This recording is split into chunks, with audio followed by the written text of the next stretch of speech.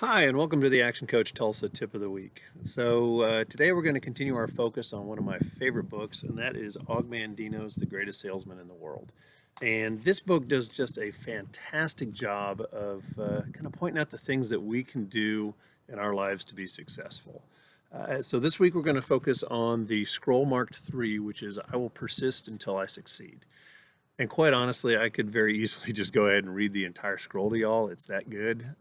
But where would the fun be in that? That being said, I am going to start off with one of the paragraphs that I think is just so powerful that, that it's better to just go ahead and read it. So, I was not delivered into this world in defeat, nor does failure course in my veins. I am not a sheep waiting to be prodded by my shepherd. I am a lion, and I refuse to talk, to walk, to sleep with the sheep. I will hear not those who weep and complain, for their disease is contagious. Let them join the sheep. The slaughterhouse of failure is not my destiny.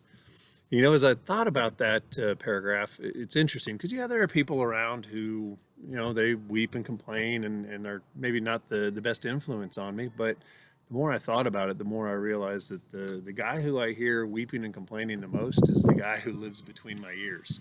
So I think it's important to remind ourselves to be aware of our thoughts and also to remind ourselves that slaughterhouse of failure is not our destiny, right? We have control. We can make sure that that's not the case. Another thing that the chapter or the scroll talks about is that the prizes in life are not at the beginning of the journey, they're toward the end, right? And so often we see how far away it seems to get to those things, and we just stop. We just sit down and quit trying, when in reality, if we would just take one more step, right? Because one step isn't that hard. And if we can just put one step after another, eventually when we look up, we'll realize just how close we are to achieving our dreams and our goals. And then the last point I'll make from this scroll is that he talks about never letting a day end in failure. And it reminds me of when my son was younger and he was playing baseball and we go out into the side yard and play catch.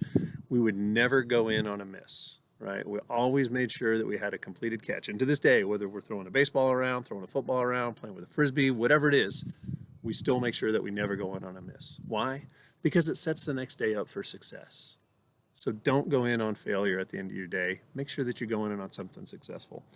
So as I was putting this together, I was reminded of a little song. Yes, those of you who watched videos before know it's coming. I was reminded of a song by a little band called Chumbawamba.